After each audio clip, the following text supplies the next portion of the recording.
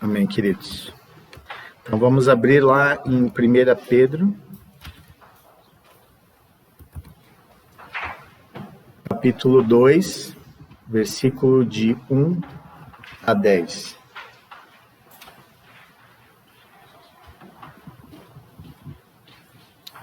Primeira Pedro, capítulo 2, versículo de 1 a 10.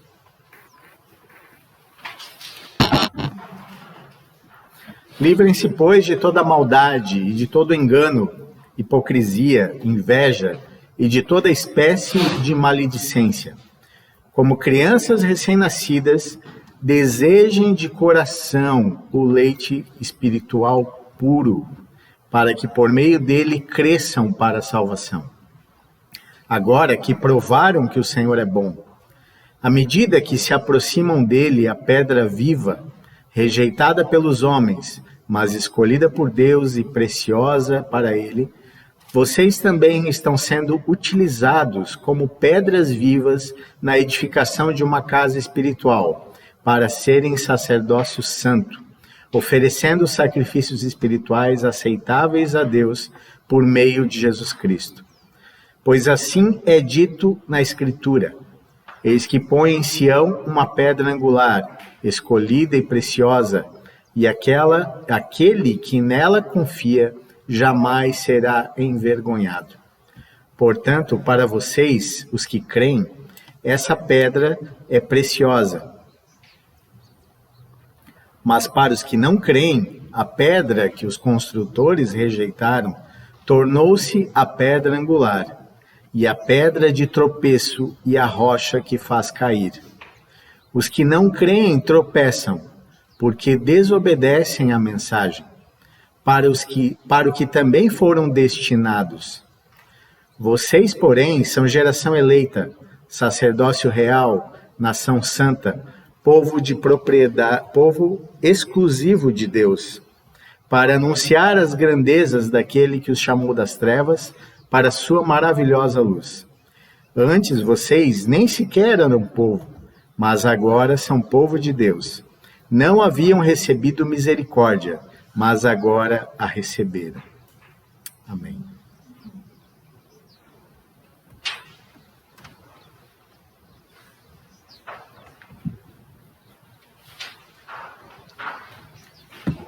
Então, manos, eu quero destacar 5 pontos desse texto, tá?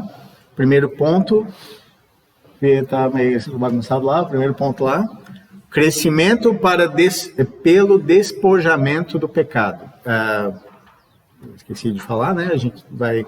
O Pedro está falando aqui sobre crescimento espiritual, né? O nosso crescimento em Cristo. Então, o primeiro ponto como que nós vamos crescer espiritualmente, crescer na fé. Primeiro ponto, crescimento pelo despojamento do pecado. Segundo ponto, o crescimento pelo alimento que comemos. Terceiro ponto, crescimento baseado na posição de Cristo. Terceiro, né? Quarto, crescimento baseado na nossa posição em Cristo. E quinto ponto, as marcas desse crescimento, né? O resultado, a prova, a comprovação desse crescimento. Então, mais uma vez, a gente está falando, né, da primeira carta de Pedro, né? A gente já falou algumas outras vezes, né, da carta, então só para relembrar, a carta foi escrita por Simão Pedro, né, juntamente com Silvano, provavelmente ali entre a data 62 a 64 depois de Cristo.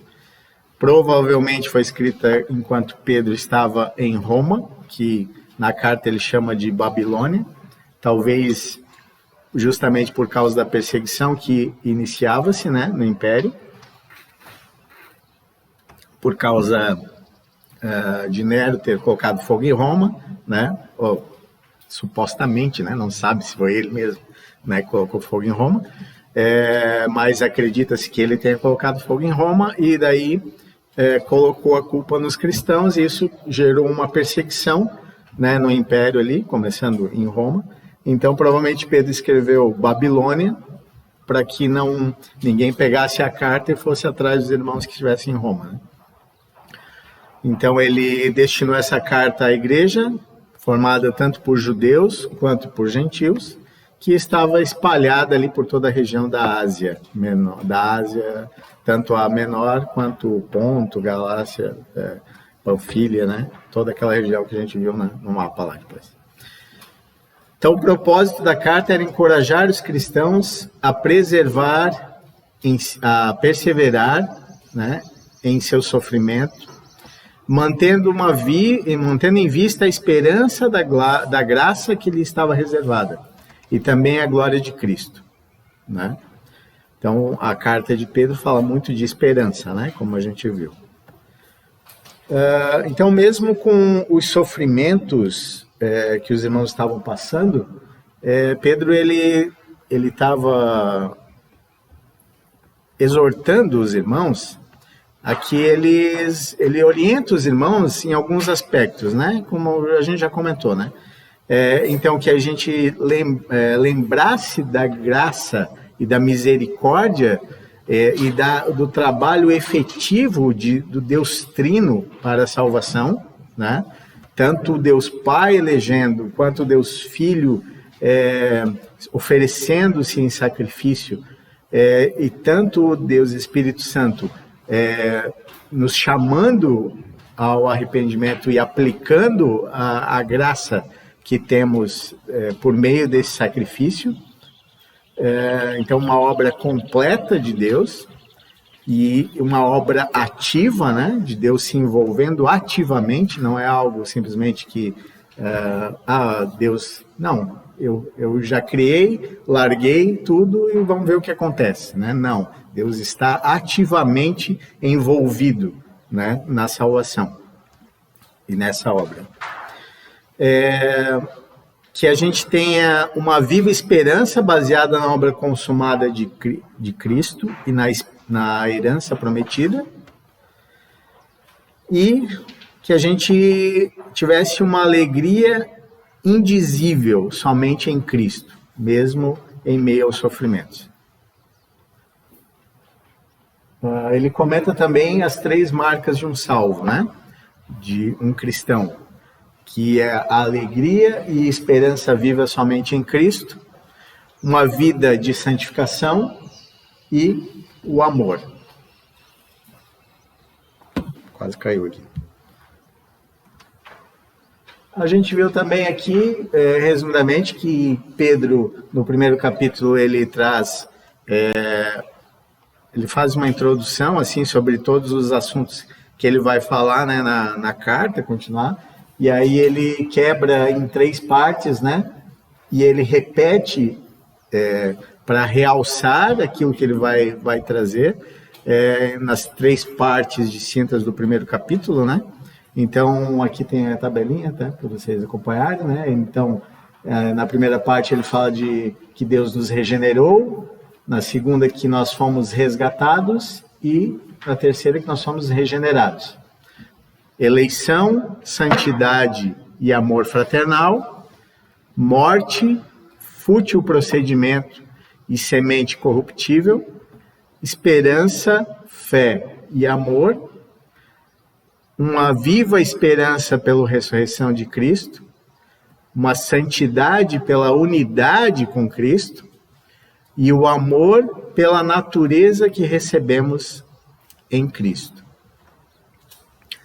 Que nós somos eleitos para a obediência, que nós somos filhos da obediência e que essa obediência é a verdade.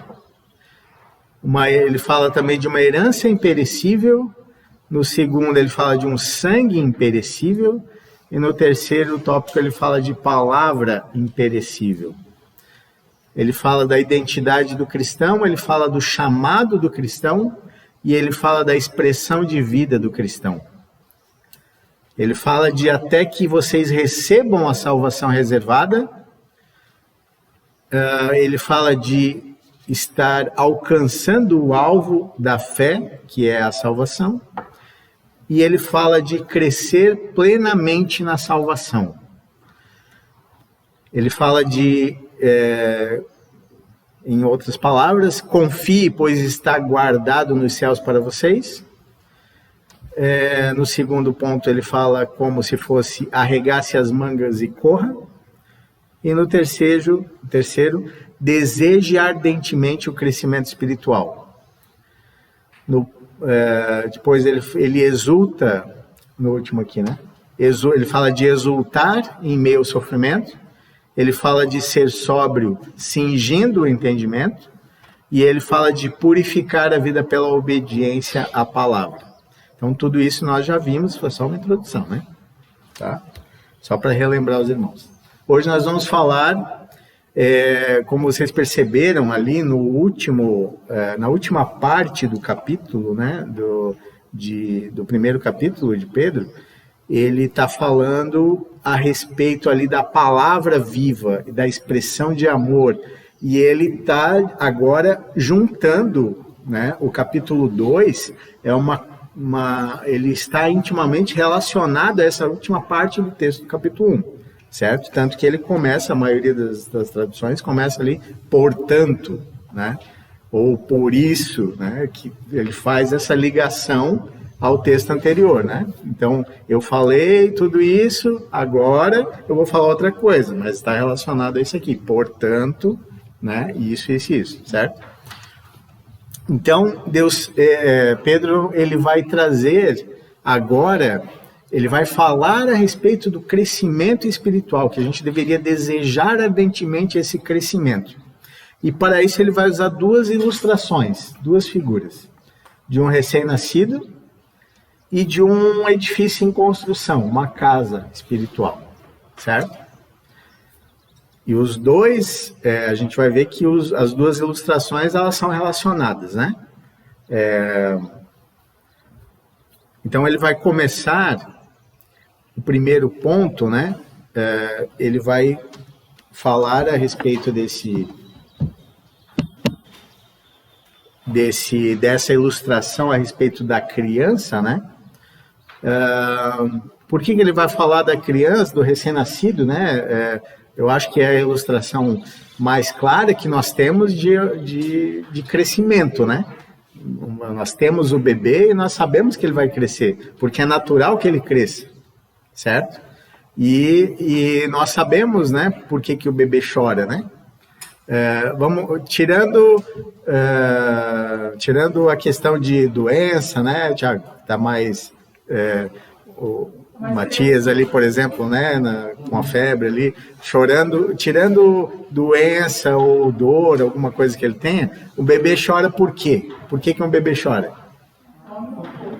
Fome e cocô, é exatamente isso. Fome, porque ele precisa de alimento, então ele chora, e porque ele está sujo, ele precisa ser limpo, certo? Então é justamente essa metáfora que Pedro quer que a gente perceba, certo? Que a gente precisa crescer e nesses dois pontos que é justamente que ele vai falar. O alimento para que a gente cresça tem que ser um alimento bom, um alimento puro, e a gente tem que estar limpo.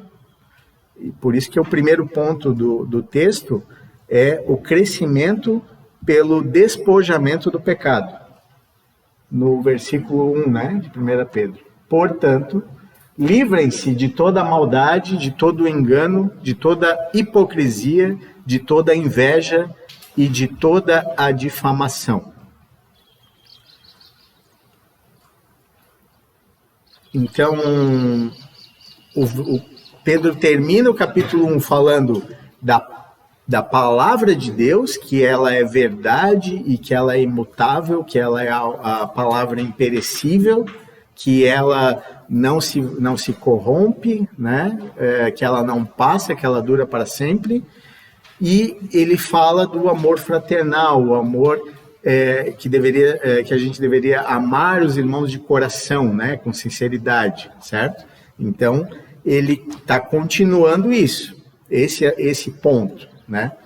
E aí ele vai falar agora sobre aquilo que nós precisamos para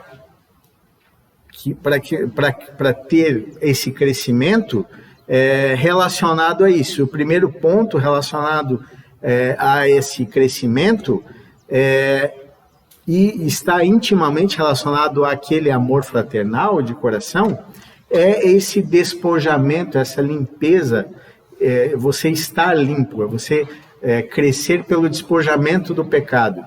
Porque o que ele vai citar aqui, depois a gente vai ver, ele fala de maldade, de engano, de hipocrisia, de inveja.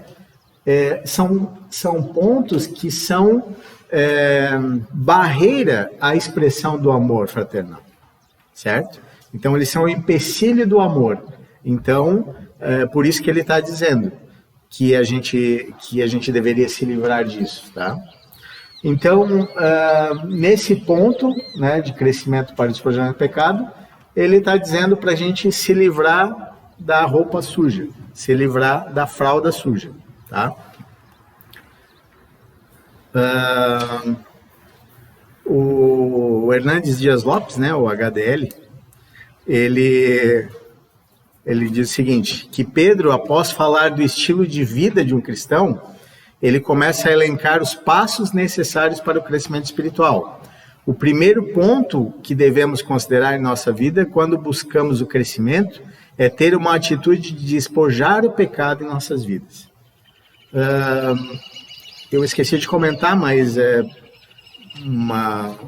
vou falar bastante do Hernandes Dias Lopes, eu peguei muita coisa do estudo que ele tinha feito, tá? Do comentário dele a respeito de 1 Pedro, tá?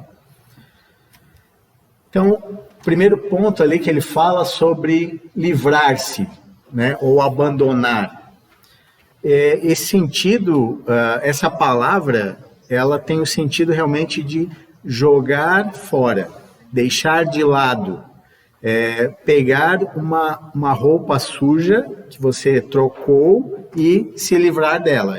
É nesse sentido, tá? Então, você trocou de roupa, a roupa está suja, então você vai jogar ela fora, ou se livrar dela, certo? Então, é nesse sentido essa palavra, tá? Então, por isso que tem a ilustraçãozinha ali. Então, essa exortação, né, para que a gente livre-se disso, né, e desses pontos que ele vai citar, isso aqui ele está falando para os cristãos, ele não está falando para os ímpios, certo? Porque ele está falando para aqueles que nasceram de novo, né, no final do capítulo 1, ele está falando disso, pela operação da palavra, certo? Então, aqueles que foram regenerados, que nasceram de novo, certo? Porque só por meio do novo nascimento em Cristo que nós podemos expressar o amor e a vida de Cristo, né? E então, ele começa a descrever, né, aqueles pontos, porque esses pontos são totalmente inconsistentes com o amor fraternal. Eles são o contrário da natureza de Cristo. Eles são contrários, eles são pecados centralizados no amor próprio e não no amor ao outro, certo? Então, ele prejudica os outros para o seu próprio bem. Esses pontos, né, que a gente vai ver agora. Então, todos esses pecados que ele vai citar, eles são como roupas sujas contaminadas que precisam ser removidas de nossa vida. Então, primeiro ele fala da maldade. A maldade aqui, ele está abrangendo toda... Deixa eu ver aqui. Não, vou voltar. A maldade, ele está falando de toda a iniquidade do mundo pagão. Vamos dizer assim, que é como se fosse tudo tivesse embaixo desse guarda-chuva, né? E o resto viesse junto. É tudo maldade, mas ele começa a descrever os itens. Mais ou menos como a gente está estudando lá com os homens, né? De você ser irrepreensível, né? Aí ele começa, marido de uma só mulher, não seja dada a vir, entendeu? Como se fosse tudo atributos do ser irrepreensível. É basicamente assim, né? Então, todos os outros ali, engano, hipocrisia, inveja, vai ser um atributo da maldade, tá? Então, a maldade no geral, o desejo de causar dor ou sofrimento ao nosso próximo, tá? Então, a gente deveria estar se livrando disso, desse desejo de causar dor, mal ou sofrimento ao nosso próximo. Ele fala do engano ou dolo. Isso representa um espírito traiçoeiro, que não hesita em usar dos meios questionáveis ou não, né, para se sobressair e para obter vantagem. Então, o dolo assume a aparência de verdade para que o desavisado seja enganado. É realmente você enganar a pessoa, né? Ele tem uma questão de mentira também, né? De você falar mentira, né? Pedro depois vai citar isso, no capítulo 2. Capítulo 2, ele vai falar a respeito de Cristo, né? Que não havia dolo em sua boca, né? Então ele está falando nesse sentido, que não havia esse em Cristo, você não achava esse engano ou essa motivação de querer obter lucro para si mesmo, prejudicando a outra pessoa, certo? William Barclay, ele aponta que o dolo é mostrar duas caras. Então é o vício do homem cujos motivos são sempre adulterados, nunca são puros. Certo? A gente podia afirmar que a maldade é uma atitude intencional de fazer o mal contra o próximo. E o dolo é a intenção de fazer o mal, ocultando isso nas palavras e nos gestos. Tá? Então você tem aquela intenção de fazer mal, mas você faz camuflado, né? Você engana a pessoa para ela não ver que você está querendo o mal dela, desejando o mal dela. E aí também fala de hipocrisia.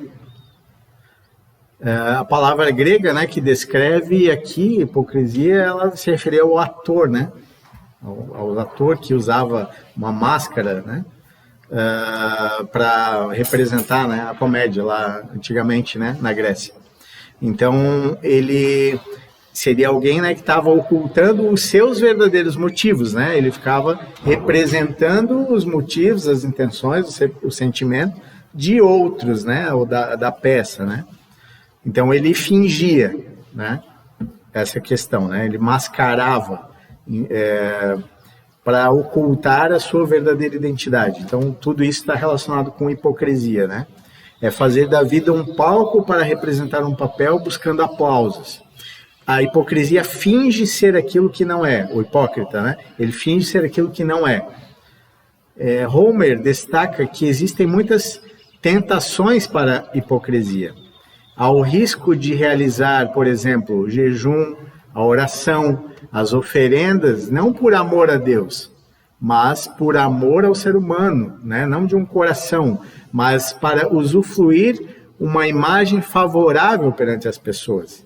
A hipocrisia ainda pode ser identificada quando um ser humano alimenta secretamente um pensamento pecaminoso, mas por fora preserva a aparência devota, né? Então, o que ele está dizendo é isso, né? Que eu posso fazer horário, culto, fazer coisas boas, obras sociais, mas no fim isso tudo ser fingimento, né? Não estar fazendo isso para a glória de Deus, para amar a Deus, mas querer ter a glória com isso, né?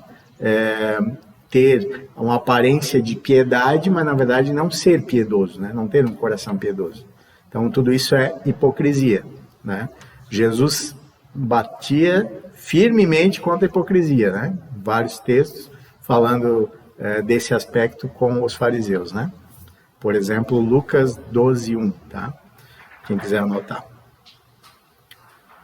Ele fala também de inveja.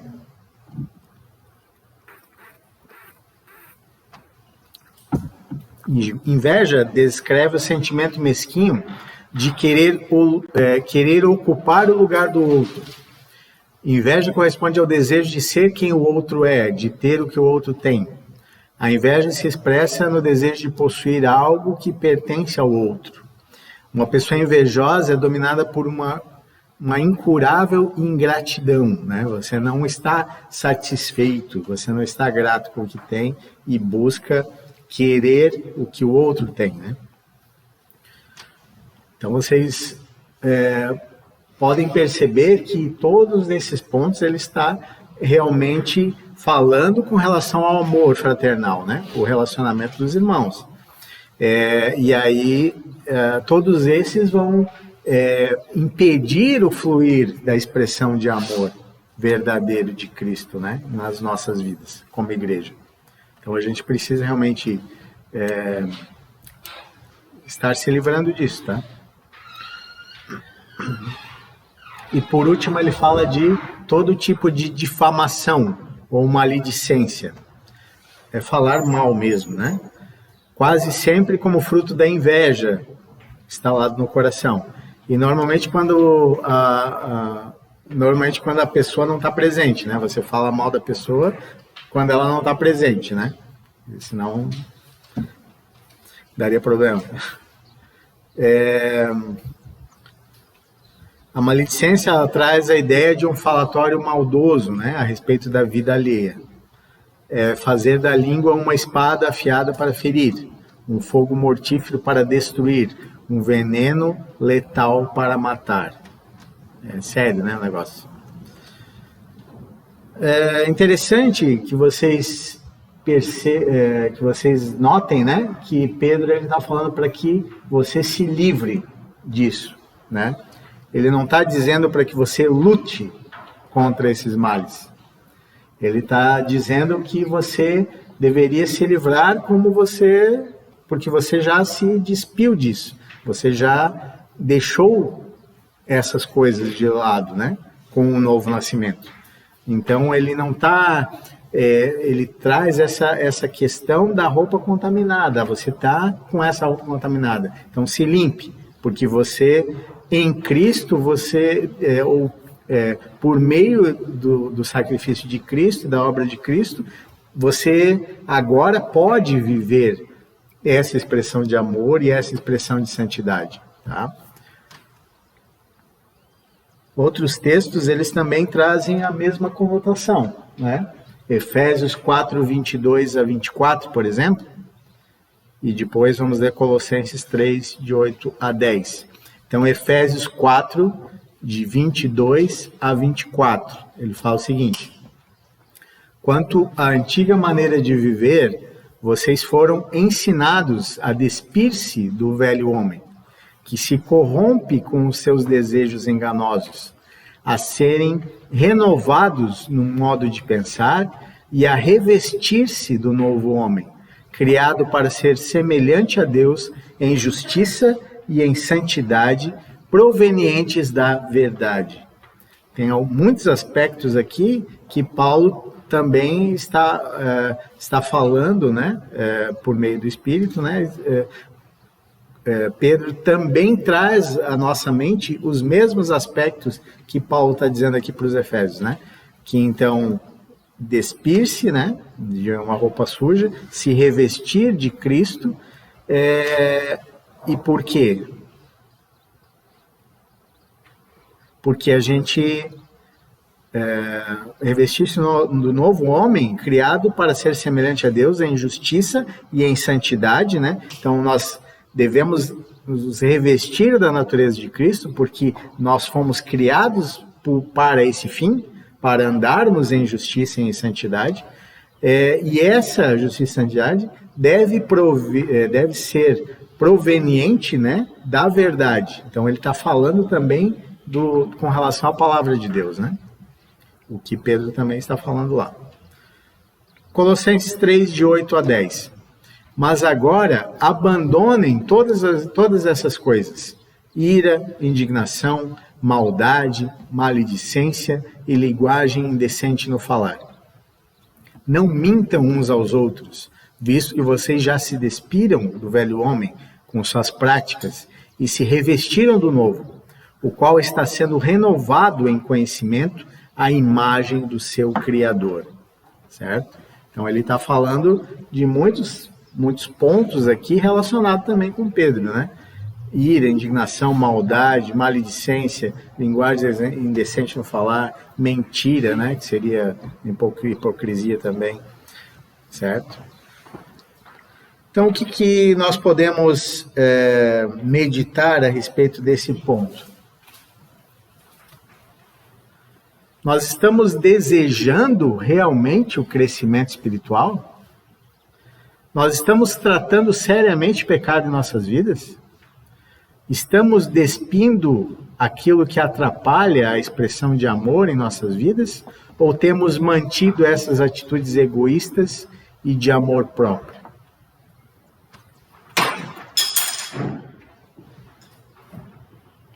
O segundo ponto.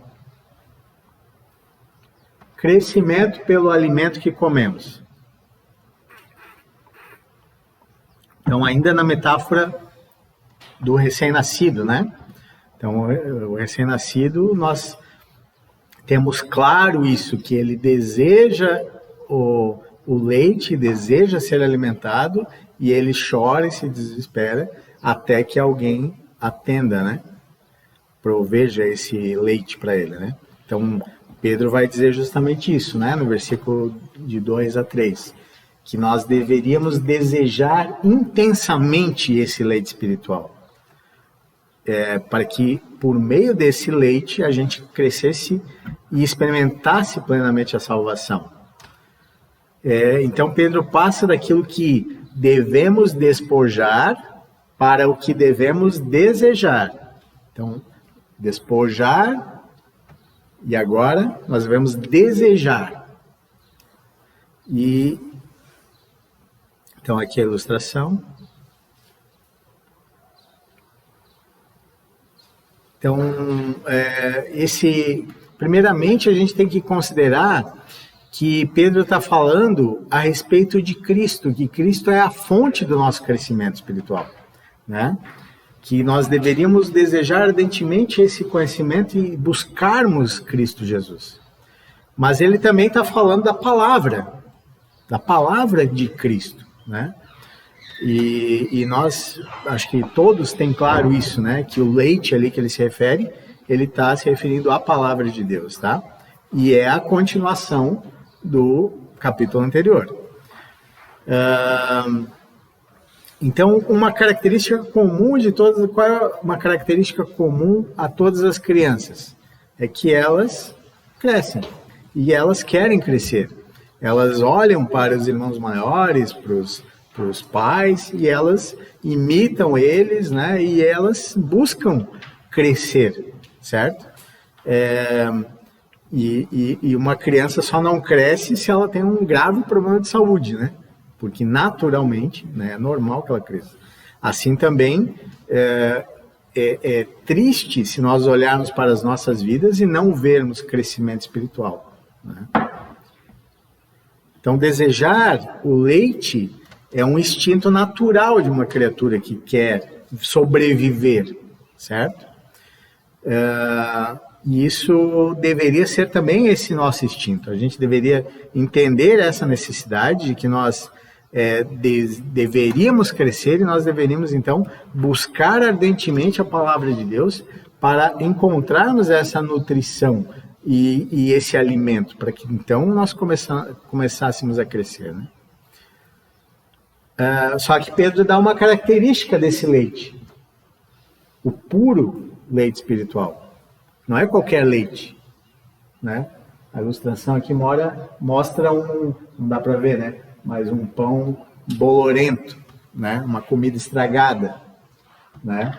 O leite tem que ser puro e saudável. Se você comer comida estragada, você não vai ter crescimento, você vai ter um problema de saúde, certo? Então, da mesma forma, o leite tem que ser puro. Nós devemos ter a verdade da palavra de Deus. A palavra de Deus sem engano, sem distorção, certo?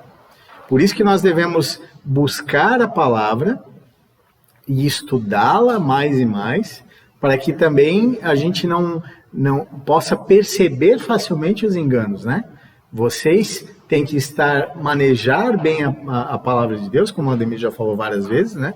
Para que vocês avaliem o que eu estou falando aqui, para ver se é a pureza da palavra de Deus, né? Se eu estou trazendo a verdade do Evangelho ou se eu estou querendo distorcer e manipulando com dolo, com engano, certo? Para meus fins particulares, por exemplo, né? Mas não, nós só crescemos quando nós temos a palavra de Deus autenticamente, pura, perfeita, o Evangelho em sua essência, né? Por isso que muitas vezes em nossa vida a gente até já se deparou com isso, né? Você às vezes estava ou participando de algum meio ou participando de um evento talvez e você, poxa, mas essa palavra ela não me encheu, não me satisfez, faltou alguma coisa, né? Ela foi muito rasa, muito fraca. Eu tenho que buscar mais para me alimentar, né? Então, porque a gente percebe isso. Quando é o evangelho autêntico e puro, aí você se alimenta, aí você se satisfaz, certo? E aí você tem crescimento. Mas se não tem, se ele é falso, você não cresce. Essa é a questão. Literalmente, essas palavras ali, leite espiritual, ele está se referindo ali, ele poderia ser traduzido como leite racional, para a mente, para um leite intelectual, certo? Então, ele está falando, tanto que a palavra grega ali é lógica, ela vem de logos, que é a palavra... que pode ser traduzido também por a razão, né? Que João atribui a Cristo, né? Então, e aí você percebe também que vem da nossa palavra lógica, né? Nós traduzimos também para lógica. Então Pedro ele está falando que esse leite ele alimenta a nossa razão, a nossa mente. Não somente o nosso corpo, né? Não o nosso corpo. Aqui ele não está falando figuradamente, né? Para que a gente tome leite para nos alimentarmos, né? Ele está comparando com a criança, com o recém-nascido, mas para nós ele está falando que nós deveremos, que a palavra de Deus deveria trazer alimento à nossa mente, à nossa razão, certo? Para que a gente encontre a verdade que está nesse pensamento, nesse leite.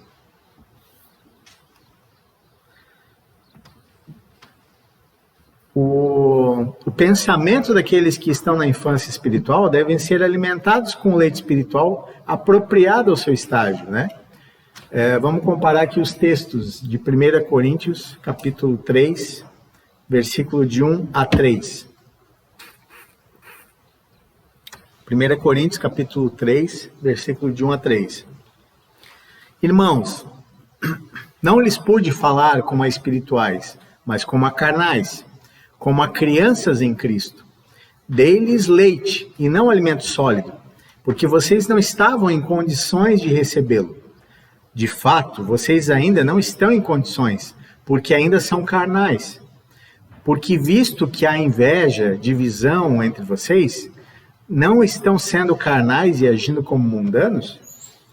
Então ele tá falando aqui que ele teve que trazer coisas básicas, né, para os irmãos, porque eles não haviam crescido espiritualmente, né?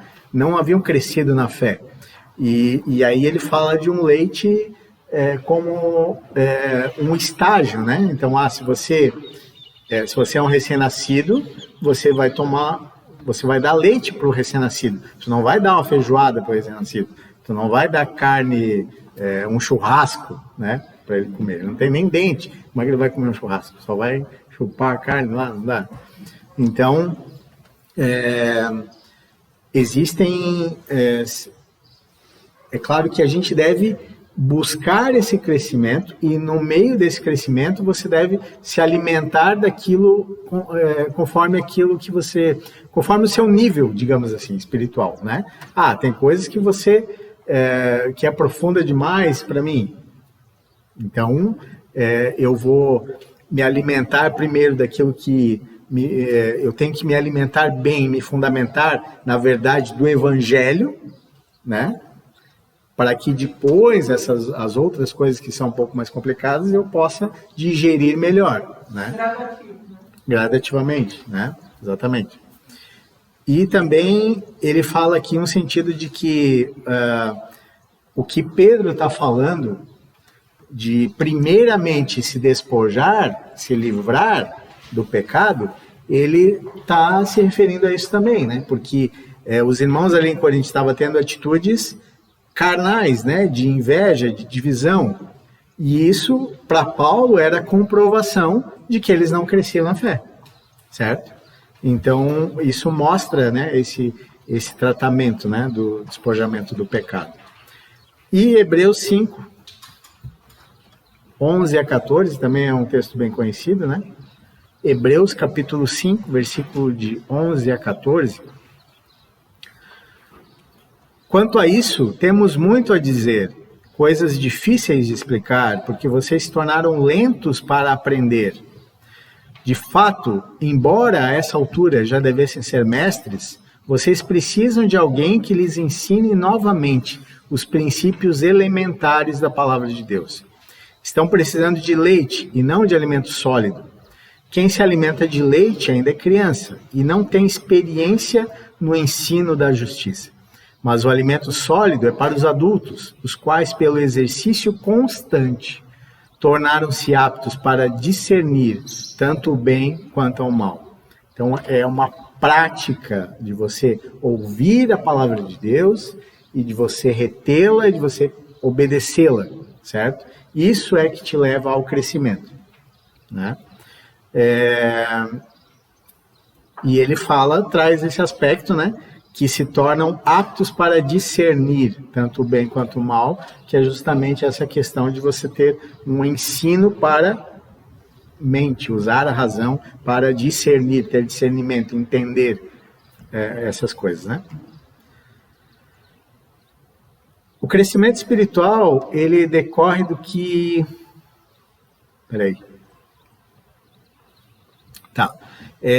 O crescimento espiritual em nossas vidas, ele decorre daquilo que nos alimentamos, né? Se a gente se alimenta da palavra de Deus, nós vamos crescer para a glória dele. Ennio Miller diz que a ação deve seguir em duas direções: despojar-se do antigo e alimentar-se do novo. O alimento é vital para o crescimento saudável. Tanto a falta de alimentação quanto o alimento tóxico impedem o crescimento. A falta de apetite ou a ingestão de alimento contaminado provocam doenças. E a alimentação insuficiente e inadequada desemboca em raquitismo. Tá? Esse é o que disse Ennio Miller. Segundo o HDL, para o cristão, estudar a palavra de Deus não é um trabalho, um sofrimento, mas uma delícia. Porque ele sabe que ali ele encontrará o alimento pelo qual a sua alma anseia. Então, um bebê que saboreou o alimento não deseja mais parar para até ficar saciado. Então, né, ele está dizendo que quando o bebê começa a mamar, ele não para enquanto não está saciado, né? Assim também a gente, nesse ponto ele está falando... O final do versículo, ele fala de que você deveria... Vou pegar aqui.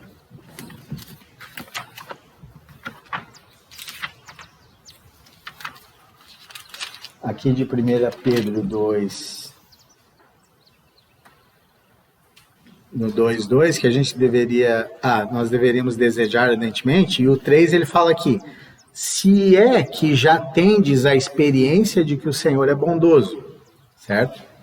Se é que você já tem essa experiência, se você já tem experimentado o Senhor, Se você já tem esse gostinho de ter experimentado o Senhor, tu sabe, você sabe da tua necessidade dele. Você sabe que o quanto é delicioso você se dedicar à palavra de Deus, estudar a palavra de Deus e ter essa comunhão íntima com o Senhor, né? Então, não pare até estar satisfeito, né?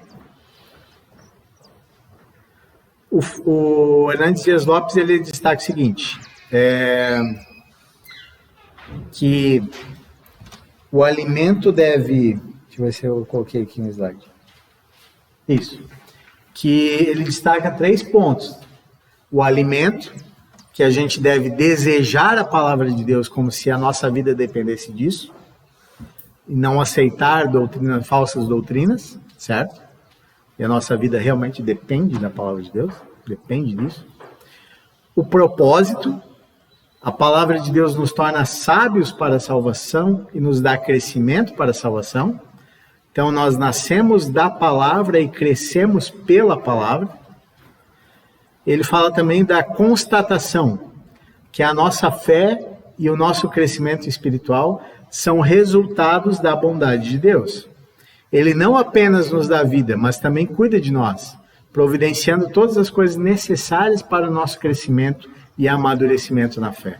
Busque crescer, busque com todas as forças crescer, mas saiba que é o Senhor que te dá o crescimento, né? É a nossa responsabilidade buscarmos esse crescimento. Mas nós louvamos a Deus porque Ele provê isso. Ele quer que cresçamos e Ele proporciona as ferramentas e a graça e a operação por meio do Espírito Santo para que nós possamos crescer. Amém? Então, quando fala ali, se é que vocês já provaram, né? O versículo 3 ali, né? Como eu estava falando. Se é que vocês já têm a experiência, se vocês têm essa experiência, ele fala ele traz a ideia de você provar mesmo, como se você provasse uma comida, tá? E ele fala de você saborear, você saboreou a bondade de Deus. Da mesma maneira que desejamos ardentemente o leite espiritual da palavra de Deus, a gente saboreou aquilo e deve desejar aquilo com gosto, né? Então, quem recebeu a nova vida de Deus no renascimento, saboreou que o Senhor é bondoso.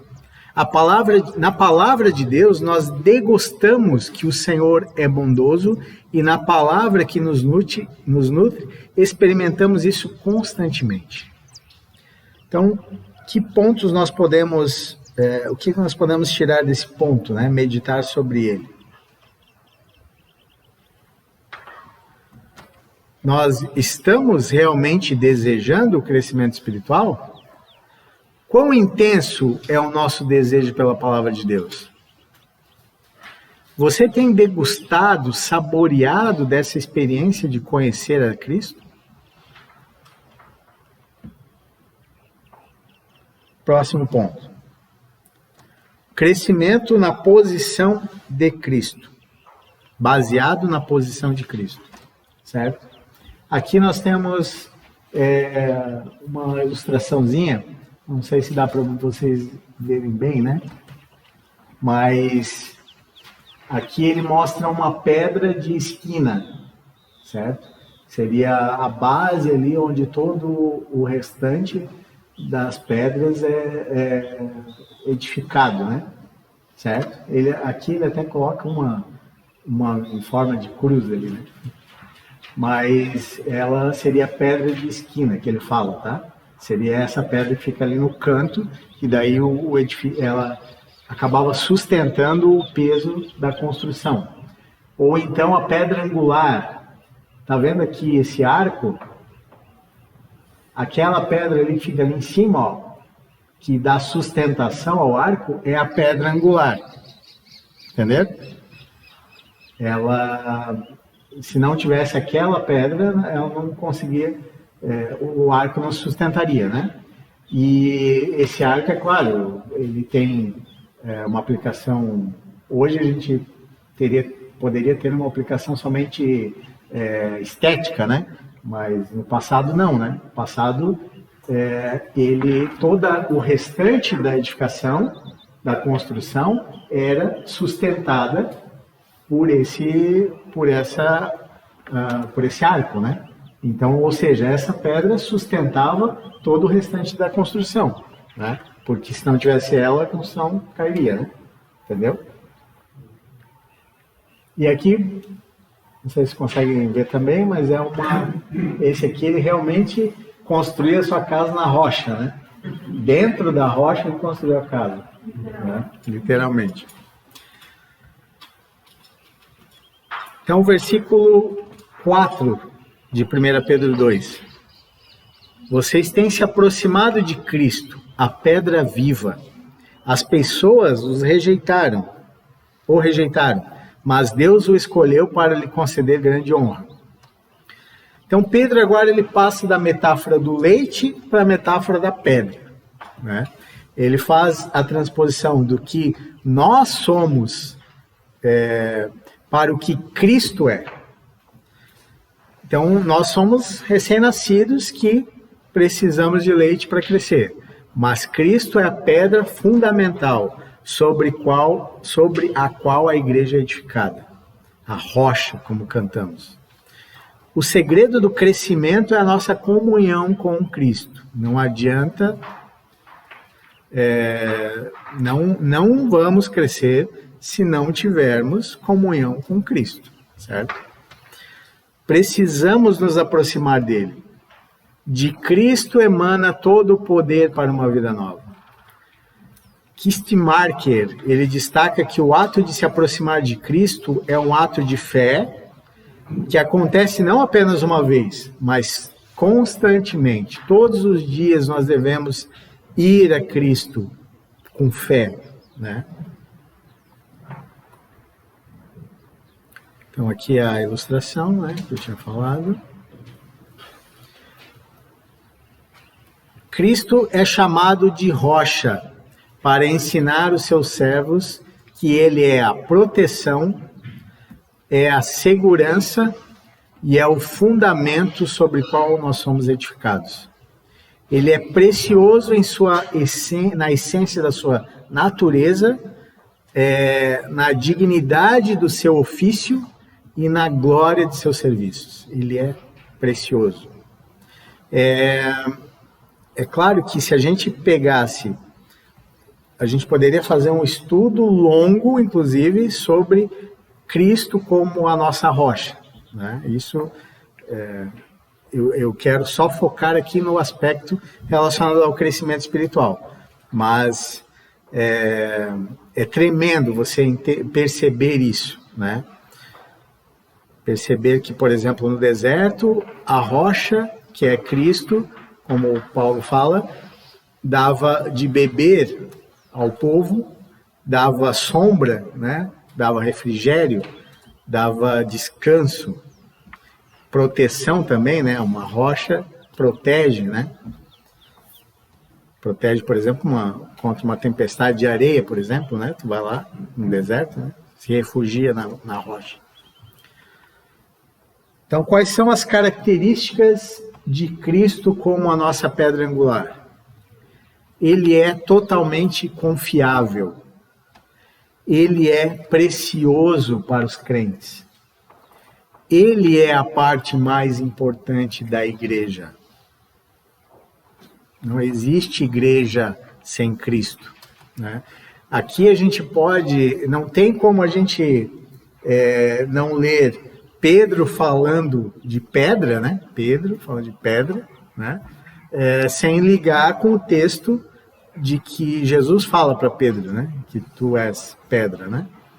Esse texto, todo o contexto dele fala o seguinte, né? Vocês lembram, né? Mas Jesus estava perguntando para os discípulos quem eles diziam que Jesus era. E Pedro, então, diz que ele era o Cristo, o Filho de Deus, do Deus vivo, né? Então, Jesus fala que não foi carne ou sangue que te revelou isso, né? Por quê? E daí ele fala da igreja, né? Tu és pedra, né? E sobre essa pedra eu edificarei a minha igreja. É claro que não é... A gente não tem um pensamento católico, né? Que fala que Pedro é a rocha que sustenta a igreja. Porque não era isso que Cristo estava falando. Ele estava dizendo que a igreja é sustentada por Cristo, que é sustentada pela revelação de que ele é o Filho de Deus, de que é essa mesma revelação que Pedro teve, né? E que agora ele estaria se tornando uma pedra que faria parte desse edifício, né? Nós estamos nessa como é que é? Figura, nessa metáfora, né? Da casa, da construção, da edificação. Saímos do recém-nascido e viemos para casa, né? Então, uma casa precisa ter um fundamento e precisa ter paredes, né? Então, falando de crescimento, né? Uma casa, ela cresce depois, à medida que as etapas da construção vão sendo feitas, né? Então, uma casa só com fundamentos também não é casa. Ela precisa de paredes. Então, ele está dizendo, né, depois Pedro vai comentar isso, que toda a igreja agora são pedras que vão fazer parte desse edifício, que estamos sendo edificados para habitação, habitação de Deus, né, templo espiritual. Então, voltando aqui, Cristo é a parte mais importante da igreja. A igreja não existe sem Cristo, né? É Ele que sustenta toda a igreja. Ele une todos os crentes num templo espiritual. É Cristo que nos une. E é Cristo que suporta todo o peso da construção. Nossas vidas têm que ser são suportadas por Cristo. E todos nós juntos somos edificados nele. E ele suporta esse peso, né, da construção. Então, o texto está dizendo que Cristo é a pedra viva. Não é apenas uma pedra que vive, mas uma pedra que dá vida. Então, toda a vida está nele e ele nos dá essa vida. Então, ao mesmo tempo, ele é a vida e ele vivifica, certo? Então, não há vida nem crescimento espiritual à parte de Cristo. Nele nós somos salvos e nele nós crescemos. Cristo é a fonte da vida. O texto segue ainda com duas linhas paralelas que diz que Cristo, que fala de uma avaliação, né? Os homens avaliaram Cristo e o rejeitaram, mas Deus o avaliou e o considerou precioso, né? O elegeu e o considerou precioso, né? Então, os construtores, ao erguer o edifício, eles aceitavam algumas pedras e recusavam outras, né? A palavra grega aqui para rejeitar, ela tem o sentido de rejeitar depois de haver testado. Como construtores insensatos, alguns recusam a Cristo, a pedra principal do edifício. Seguramente seria o nosso maior erro, né? Que nós poderíamos cometer em nossas vidas, se nós avaliássemos quem Cristo é e o rejeitássemos. Aqueles que rejeitam a Cristo edificam sem fundamento, constroem para sua própria destruição. Eles tropeçarão nessa pedra rejeitada, a qual os esmagará. Cristo é a pedra eleita, Cristo é o eleito de Deus. Irmãos, perceba o seguinte, quando ele está dizendo isso, ele está dizendo que não há outro que Deus escolheu. Deus somente escolheu Cristo. Deus elegeu Cristo. Não há outro, não há outra salvação, não há outro fundamento, não há outro que mereça glória, mereça honra. Somente Cristo, porque Ele é o Cristo, o ungido, o eleito de Deus, o escolhido. Amém. Então, ele foi eleito por Deus para nos redimir dos nossos pecados e nos fazer sacerdotes para Deus. Texto de Mateus 7, 24 a 27. Portanto, quem ouve as minhas palavras e as pratica é como um homem prudente que construiu a sua casa sobre a rocha. Caiu a chuva, transbordaram os rios, sopraram os ventos e deram contra aquela casa. E ela não caiu, porque tinha seus alicerces na rocha. Mas quem ouve as minhas palavras e não as pratica é como um insensato que construiu a sua casa sobre a areia. Caiu a chuva, transbordaram os rios, sopraram os ventos e deram contra aquela casa, e ela caiu, e foi grande a sua queda.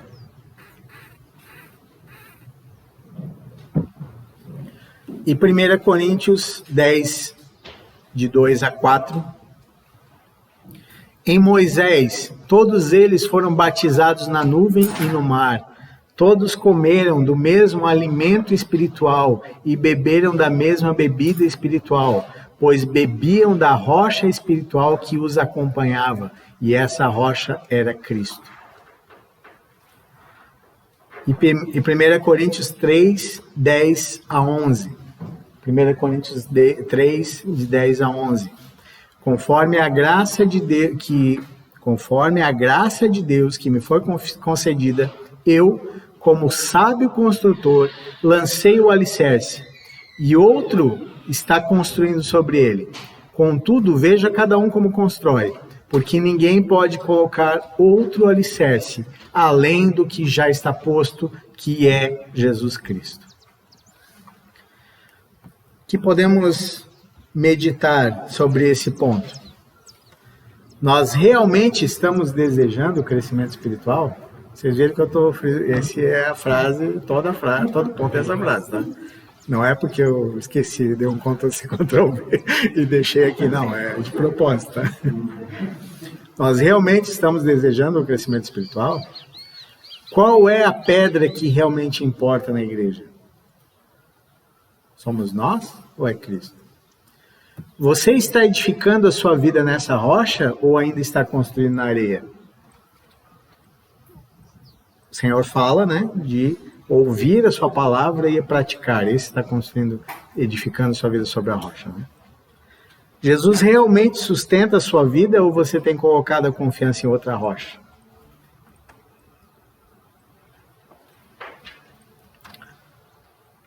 O outro ponto. Crescimento baseado na nossa posição em Cristo. Versículo de 5 a 8. Vocês também são pedras vivas, com as quais um templo espiritual é edificado. Além disso, são sacerdotes santos. Por meio de Jesus Cristo, oferecem sacrifícios espirituais que agradam a Deus. Como dizem as Escrituras, ponham em Sião uma pedra angular, escolhida para grande honra. Quem confiar nela jamais será envergonhado. Sim, vocês, os que creem, reconhecem a honra que lhe é devida. Mas para os que não creem, a pedra que os construtores rejeitaram se tornou a pedra angular. E também ele é pedra de tropeço, rocha que faz as pessoas caírem. Tropeçam porque não obedecem à palavra e, portanto, deparam com o destino planejado para elas. Se deparam com o destino planejado para elas. Então, Pedro faz uma transição de quem Cristo é para quem nós somos nele, em Cristo. Então, aqui a ilustração, né, mostra uma parede de pedras, né, as pedras vivas do edifício. Mostra uma casa aqui construída com pedras, né, uma casa espiritual, ou templo do Espírito. E aqui mostra o povo de Israel reunido no templo, lá, sacerdotes e santos. Tá? Você não consegue ver direito, né?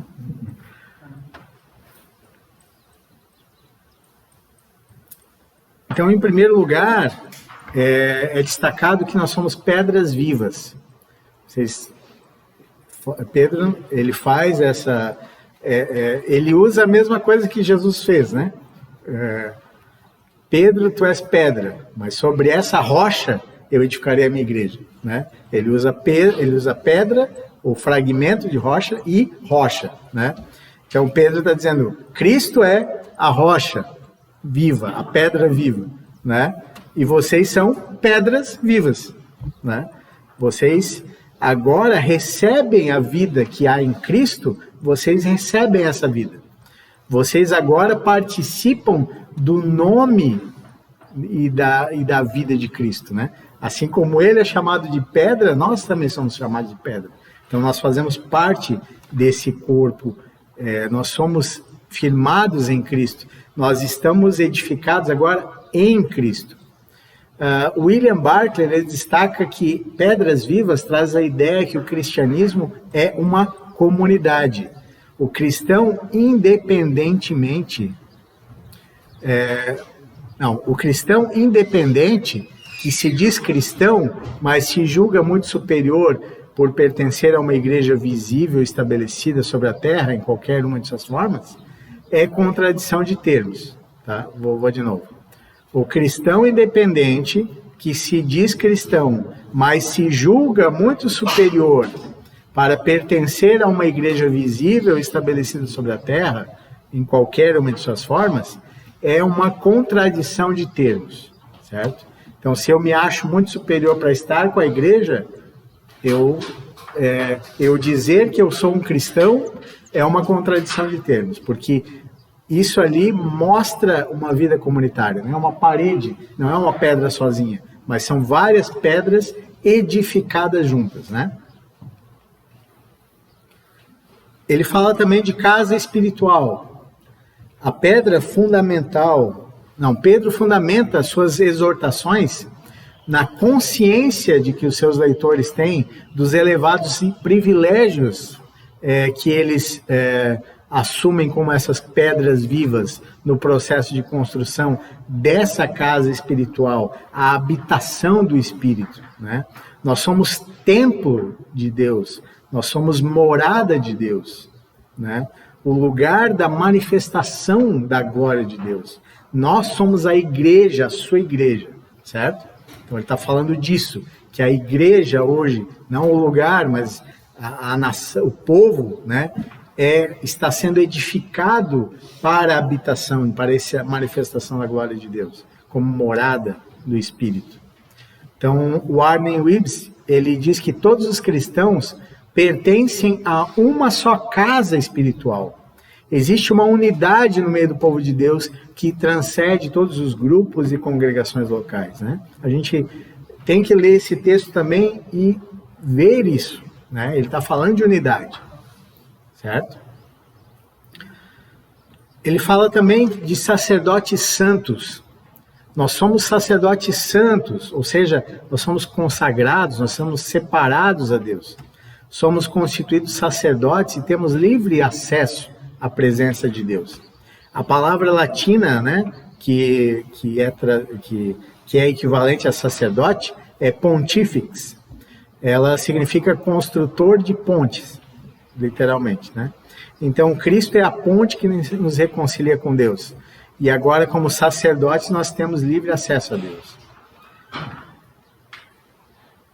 Então, além de sermos as pedras vivas, nós somos e sermos também santuários da habitação de Deus, nós somos os sacerdotes santos que oferecem a Deus sacrifícios espirituais. É uma honra singular o fato de que Deus não apenas nos consagrou como templos para Ele, nos quais Ele habita e é adorado, mas também nos fez sacerdotes, diz João Calvino. O que são esses sacrifícios que nós oferecemos a Deus? Não sei se eu coloquei aqui. Não. O sacrifício que oferecemos, nós devemos oferecer a Ele os nossos corpos como sacrifício vivo, santo e agradável. Nós devemos oferecer, Romanos 12:1, tá? Se eu não quiser anotar. Nós devemos oferecer o louvor dos nossos lábios, Hebreus 13:15. Nós devemos oferecer as boas obras que realizamos em favor dos outros, Hebreus 13:16. E nós devemos oferecer o dinheiro e os outros bens que compartilhamos com os outros no serviço de Deus, que também são sacrifícios espirituais, Filipenses 4:18. Então, isso nós devemos oferecer como sacrifício, né? Outra coisa, como também o Ademir já frisou também quando falou a respeito de Caim, né? Existem sacrifícios agradáveis a Deus e existem sacrifícios que não são agradáveis, que Deus não aceita, certo? E aqui ele está falando que nós devemos oferecer sacrifícios agradáveis, né? Que agradem a Deus.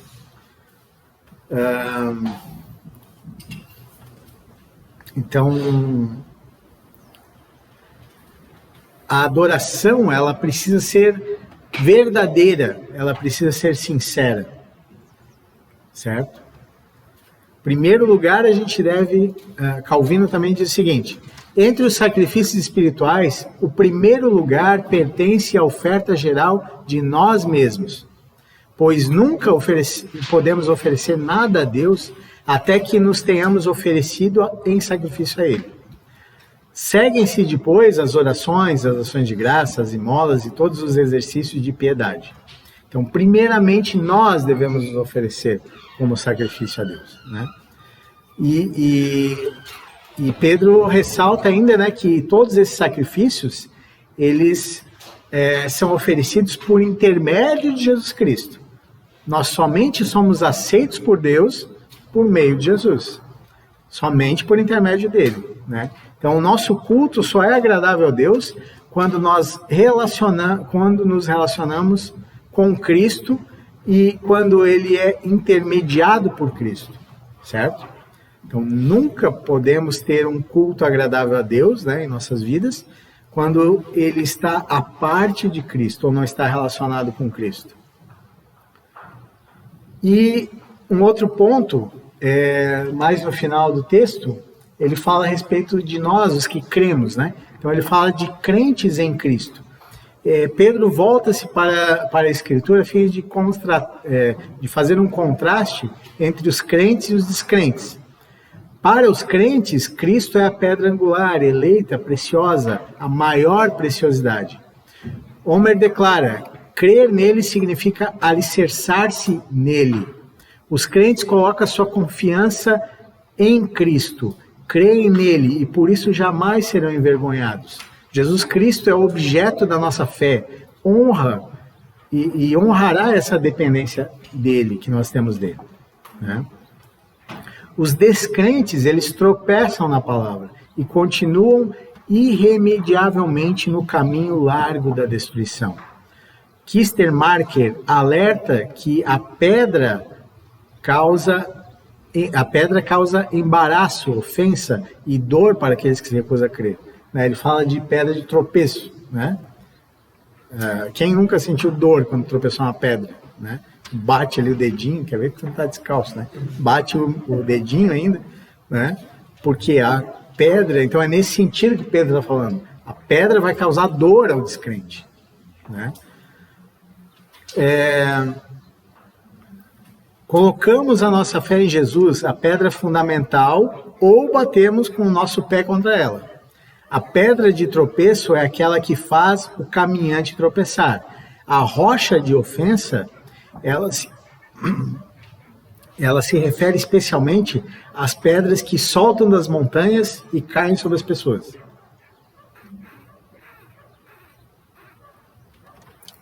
Então, que ali Pedro fala, né? De pedra de tropeço e rocha que faz tropeçar, né? Não, e rocha de ofensa, né? Então a pedra é que tu está caminhando e tropeça na pedra, e a rocha de ofensa é aquela que a estrada fica do lado do precipício, do barranco, né? E a rocha cai sobre o caminhante, né? E esmaga, né? Aqui Pedro também está falando de um negócio, né, que é mais complexo, né? Ele está falando do que se depararam com um destino planejado por elas, né? Daí ele começa a entrar no campo que o Tiago que gosta bastante, né? Ele está falando do supralapsarianismo ou do infralapsarianismo, né? Aquele palavrão, né? É um palavrão, mas é grande. Então houve uma discussão disso, né? Mas na verdade se resume ao seguinte: na verdade Deus elege todos para a salvação e também elege o ímpio para a destruição, ou não? Ou ele só elege os crentes, para os seus filhos, para a salvação, ou ele não elege ninguém, né? Então ficou nesse debate, né? Até tem uma tabelinha aqui para vocês entenderem melhor as posições aqui, tá? Então, o supralapsarianismo, ele fala basicamente assim, essa tabelinha ela fala assim ela está disponível lá no monergismo, tá? Então, aqui mostra assim a sequência do que normalmente se crê essa linha doutrinária, tá? Então, no supralapsarianismo, primeiramente, Deus elege alguns e reprova o restante. Depois ele cria. Depois ele permite a queda. Em quarto, ele providencia salvação para os eleitos. E em quinto, ele chama os eleitos à salvação. Tá? Podem haver variações disso, tá? Essa é só uma forma comum, né? Se pensar. E é só para vocês terem assim, conhecimento, tá? Já o infralapsarianismo, ele acredita então que normalmente, né, que Deus cria todas as coisas, depois que Deus permite a queda, depois que Deus elege alguns e ignora o restante, né? Então só elege alguns e os outros eles são ignorados por Deus. 4, que ele providencia salvação para os eleitos. E 5, que ele chama o chamado do eleito à salvação. Aí tem uma outra linha que é o amiraldismo, que diz que Deus primeiramente criou, depois ele permite a queda, depois ele providencia salvação suficiente para todos, depois ele elege alguns e ignora o resto, e depois que ele chama o chamado do eleito à salvação. Já tem a linha arminianista, né, que fala que Deus cria, que Deus permite a queda, que Deus providencia salvação para todos, que Deus chama a todos à salvação e que ele elege apenas aqueles que creem, em 5º ponto, né? Então, só para que vocês tenham um conhecimentozinho sobre isso.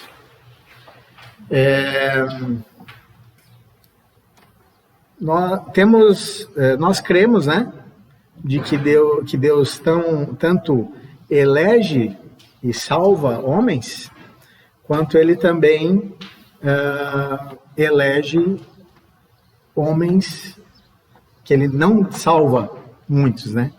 Então esse fato de que se Deus elegeu alguns,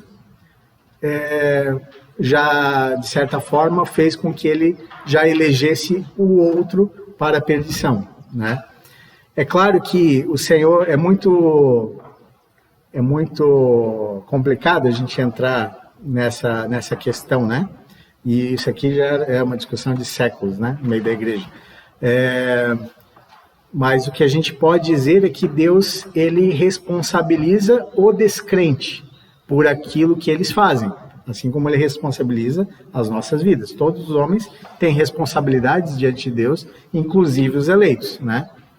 Mas não somos eleitos por aquilo que fazemos, mas pela graça de Deus. Então, com certeza, o que acontece é o seguinte, que por causa da incredulidade dos homens, né, eles estão destinados à perdição e ao inferno. que é a ira de Deus. Todo aquele que peca está destinado à ira de Deus. Então, todos os perdidos, eles vão colocar a culpa da sua ruína sobre a sua própria perversidade e pecaminosidade. Eles não vão colocar sobre o decreto de Deus, porque eles, no dia do juízo, vão comparecer diante do Senhor e eles vão ver que eles foram condenados por realmente reprovarem, né, a rocha que é Cristo, né?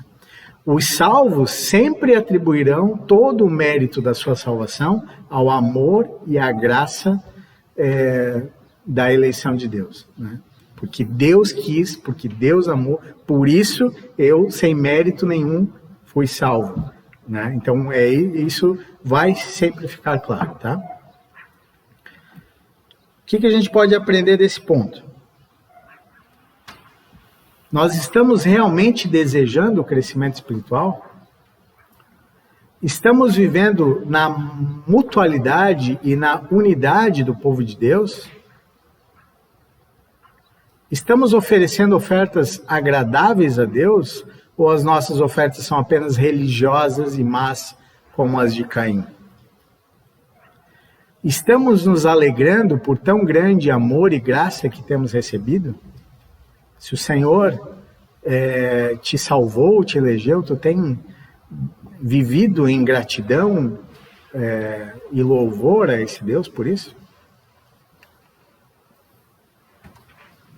E agora no quinto e último ponto, as marcas do crescimento, que é o versículo 9 e 10. Vocês, porém, são povo escolhido, reino de sacerdotes, nação santa, propriedade exclusiva de Deus. Assim vocês podem mostrar às pessoas como é admirável aquele que os chamou das trevas para a sua maravilhosa luz. Antes vocês não tinham identidade como povo, agora são povo de Deus. Antes vocês não recebiam misericórdia, agora receberam misericórdia de Deus. Então Pedro agora ele começa a destacar o resultado desse crescimento espiritual, tá? Então ele mostra as marcas aqui para que a gente possa identificar se nós estamos crescendo ou não. Então ele traz algumas, em todo esse, nos versículos que a gente leu, ele traz algumas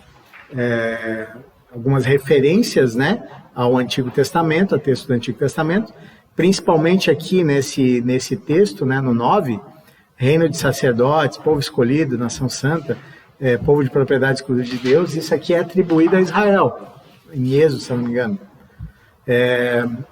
Agora Pedro atribui as mesmas características ao povo de Israel à igreja, certo? Isso é significativo, porque a gente...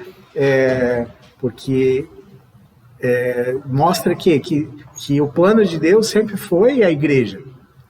E que depois, como diz Efésios também, de ambos os povos, né, dos gentios e judeus, Deus fez um novo homem, que é a igreja, certo? Então, agora nós somos parte desse propósito de Deus, que é a sua igreja. Em contraste com os descrentes que rejeitaram a Cristo e nele tropeçaram, nós, o povo de Deus, somos identificados por Pedro como um povo escolhido por Deus para a salvação e também para uma missão muito especial, né? Então, ali eu destaquei na imagem que nós somos o povo escolhido para anunciar as virtudes de Cristo e que nós temos uma identidade em Cristo. Então nós somos raça eleita. Assim como Deus escolheu Israel dentre todas as nações para ser um povo exclusivo dele, Deus também escolheu pessoas entre todas as nações para formar a sua igreja. Então nós somos agora a raça escolhida por Deus, né? Não mais uma raça uma etnia, né? Parte como os judeus, né? Ou como, sei lá, os blumenauenses ou os brasileiros, entenderam isso, né? Não uma raça nesse aspecto, uma etnia específica, mas agora de todas as nações, Deus escolheu para si um povo que é a igreja, né? E esse agora é uma raça eleita, mas não no sentido de nação específica ou de raça propriamente dita, né? Então, Miller, ele diz que os cristãos formam uma nova raça, diferente tanto de judeus como de gentios. É o que Efésios fala, um novo homem, né? Não mais judeu, não mais gentil, um novo homem. Essa é a igreja, certo? Então, aqui a ilustração. Somos sacerdócio real, não apenas sacerdotes, como a gente viu, né? Na casa de Deus. Que ele fala anteriormente, mas agora um sacerdócio real, porque a gente serve ao Rei dos Reis, né? Então, esse serviço é realizado em prol do reino de Deus, agora. Nós somos uma nação santa. Pedro retrata o povo de Deus como uma nação santa, o que significa que os seus cidadãos foram separados para servir a Deus. Deus nos escolheu para a salvação, e para que pudéssemos ser salvos, livres do pecado. Somos povo de propriedade exclusiva de Deus. Esse povo, diferente de todas as nações do mundo, ele é um bem precioso para Deus, é herança de Deus. Ele pertence a Deus, que o comprou com seu sangue, né? Homer afirma que nenhuma outra pessoa pode reclamar direitos de posse sobre o povo, senão unicamente Deus. Então, com um objetivo e uma missão claramente definidos. Então, todos esses pontos que Pedro está falando aqui, que nós somos sacerdotes real, nação santa, propriedade exclusiva de Deus, ele está mostrando o quê? A nossa identidade, certo? Então, ele está dizendo que, eu estou dizendo para vocês que uma marca de crescimento na fé é quando nós entendemos a nossa identidade em Cristo e vivemos de acordo com ela, certo? Aí nós estamos crescendo, é uma marca do nosso crescimento espiritual, que nós entendemos que somos uma nação santa, que somos de propriedade exclusiva de Deus, entendemos quem nós somos, a nossa identidade em Cristo.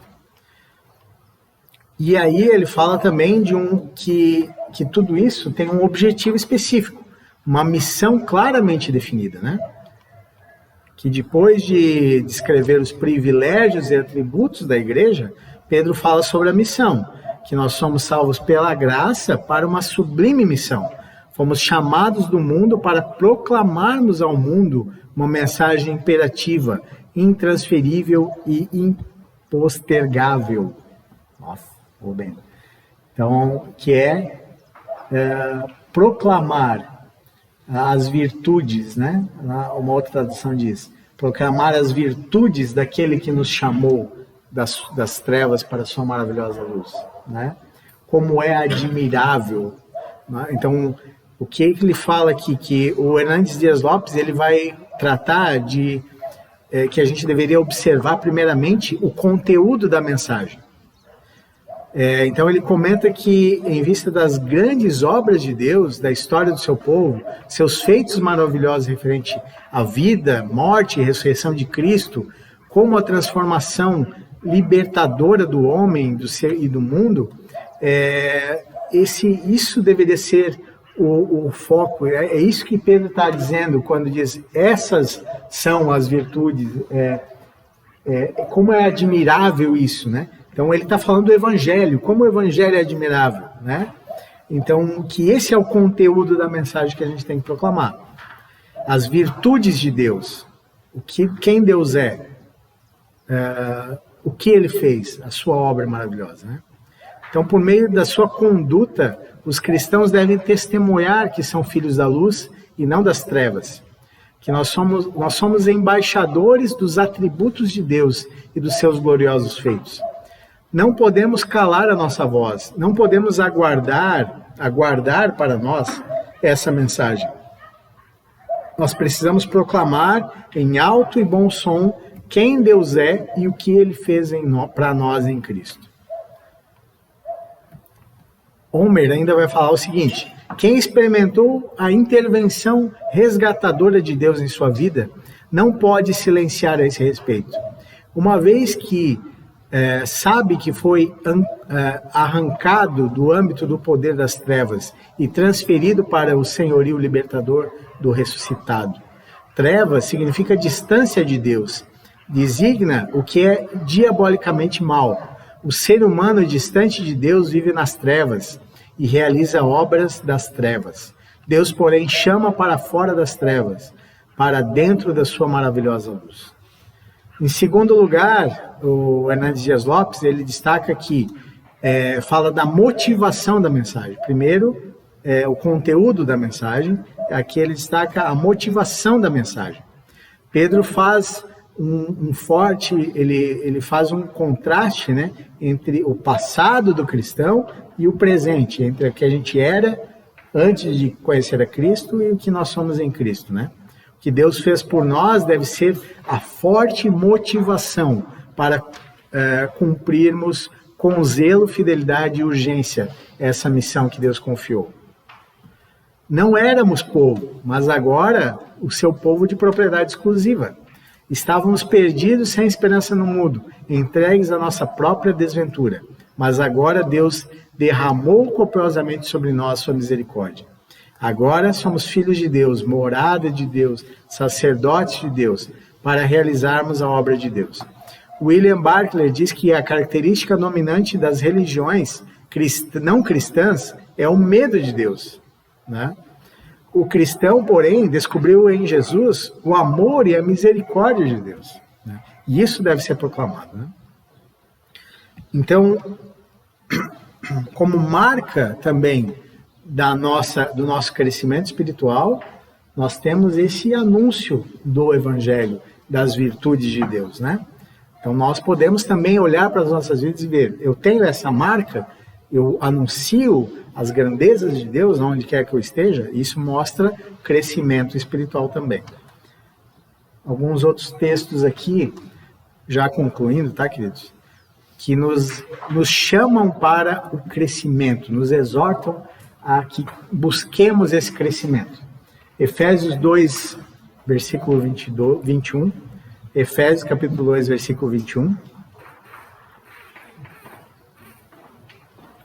No qual todo edifício é ajustado e cresce para tornar-se um santuário santo no Senhor. Efésios 4:15. Efésios 4:15. Antes, seguindo a verdade em amor, cresçamos em tudo naquele que é a cabeça, Cristo. Marcos 4:8. Outra ainda caiu em boa terra, germinou, cresceu e deu boa colheita, a 30, 60 e até 100 por um. Né? O Ademir já também ministrou sobre essa palavra. 2 Pedro 3:18. Cresçam, porém, na graça e no conhecimento do nosso Senhor e Salvador Jesus Cristo. A Ele seja a glória agora e para sempre. Amém. 1 Coríntios 14:12. Assim acontece com vocês, visto que estão ansiosos por terem dons espirituais, procurem crescer naqueles que trazem a edificação para a igreja. Então, concluindo, o que a gente pode meditar e refletir sobre esse último ponto? Nós estamos desejando o crescimento espiritual? Você tem as marcas que comprovam de que você está crescendo espiritualmente? Estamos praticando a palavra de Deus ou sendo apenas ouvintes? Nós temos a identidade de um cristão ou ainda nos parecemos mais com o mundo? Que possamos meditar sobre essa palavra, que o Senhor nos traga, por meio de sua graça, crescimento mesmo, né? Que possamos crescer, buscar esse crescimento espiritual, que possamos fundamentar as nossas vidas cada vez mais em Cristo. Amém, queridos? Senhor,